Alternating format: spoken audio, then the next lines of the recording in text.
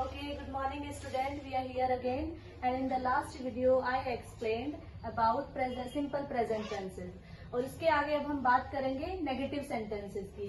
मैं आपको पहले ही डिफाइन कर चुकी हूँ पूरा प्रेजेंट के उसमें किस तरह की बातें होती हैं। यूनिवर्सल ट्रूथ होता है, हम डेली रूटीन को अपने अगर की बात करते हैं, वैसे भी इंग्लिश कम्युनिकेशन में भी अगर हम डेली रूटीन अपना बताना चाह रहे हैं तो हम सिंपल प्रेजेंट या प्रेजेंट इंडेफिनिट टेंस को लेते हैं। ठीक है, प्रेजेंट में हम बात करते हैं बेसिकली यूनिवर्सल ट्रूथ वगैरह के लिए। ठीक है, चलिए तो मैं अब आपको आगे नेगेटिव सेंटेंसेस को डिफाइन करती हूँ। नेगेटिव सेंटेंसेस में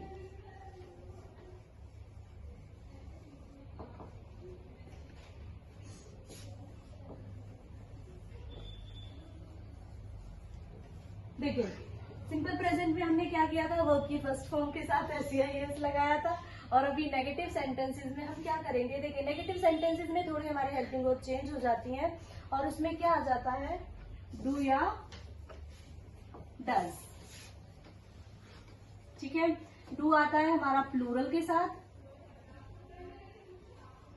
और डज आता है हमारा सिंगुलर के साथ। तो मैंने आपको एक पहले छोटा सा एग्जाम्पल दिया था, शी राइट्स अ लेटर। ठीक है, उसके बाद अब हम इसी को अगर नेगेटिव में चेंज करेंगे तो कैसे करेंगे, शी सिंगुलर के साथ हमारा डज आता है तो यहाँ पे हम हेल्पिंग वर्ब के तौर पे डज लेंगे। She does not right. अब देखिए राइट्स नहीं लिखेंगे, राइट्स नहीं लिखेंगे यहाँ पे, क्योंकि हमारा जो मेन बेसिक रूल होता है वो होता है सब्जेक्ट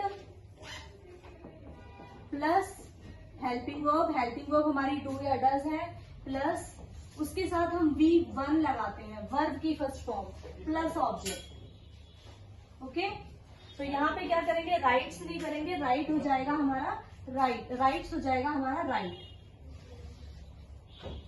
अ लेटर। उसी तरह से जल्दी से देख लेते हैं कि इंटरोगेटिव को किस तरह से चेंज किया जाता है। इंटरोगेटिव को चेंज करने के लिए हम करेंगे, चलिए मैं नया पेज ले लेती हूँ। इंटरोगेटिव में क्या करते हैं,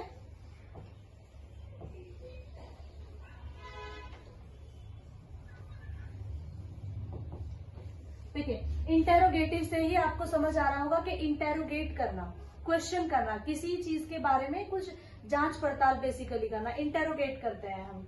ठीक है, जैसे अगर इंटेरोगेटिव वैसे तो हमारे 2 टाइप के होते हैं। टाइप 1 में आते हैं यस और नो वाले, यस और नो बेसिकली जिनका आंसर हम यस और नो में देते हैं। और टाइप 2 में आता है हमारा WH family.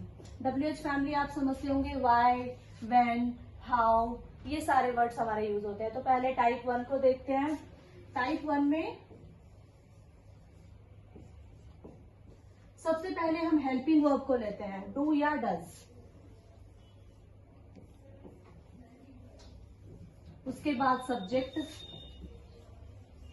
Plus verb, V1 ही आएगी, प्लस ऑब्जेक्ट। ठीक है, चलिए हमारा जो लास्ट एग्जाम्पल है उसी को यूज कर लेते हैं। Does she write. देखिए अब यहाँ पे क्योंकि मैंने सब्जेक्ट वर्ब की फर्स्ट फॉर्म लिखा है तो राइट लिखेंगे, write a letter and more importantly question mark.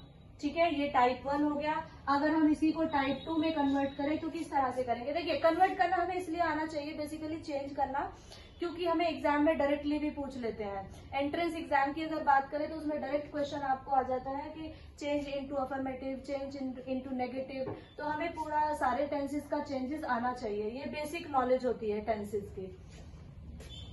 Y अगर मैं फॉर एग्जाम्पल लेती हूँ वाई, तो उसी के बाद फिर एज इट इज लिखेंगे, does she write a letter and question mark. अब देखिए यहाँ पे does she write a letter, does she write a letter का मतलब ये है कि क्या उसने लेटर लिखा, राइट अ लेटर। ठीक है, तो यहाँ पे जो हेल्पिंग वर्ब है हमारी, वो हमारी क्वेश्चन मार्क को डिनोट कर रही है। ठीक है, इसका बेसिकली यहाँ पे व्हाट से मीनिंग निकल रहा है। और जो मैंने आपको बोला था कि येस और नो वाले होते हैं, इसका देखिए, does she write a letter, yes और नो, ठीक है।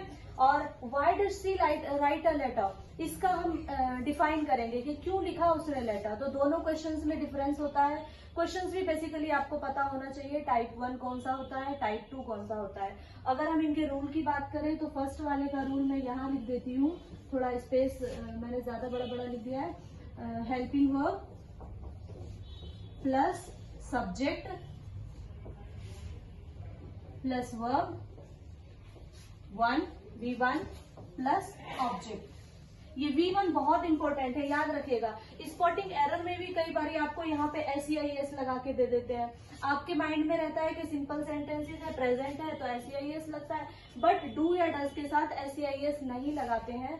सिर्फ हम सिंपल सेंटेंसेस के साथ ही वर्ब की फर्स्ट फॉर्म में SEIS लगाते हैं, ठीक है। और इसी तरह से हम टाइप 2 वाले का भी यहाँ पे सिर्फ क्वेश्चन मार्क को ऐड कर लेंगे। बहुत सिंपल है, बस आपको थोड़ा सा समझना है।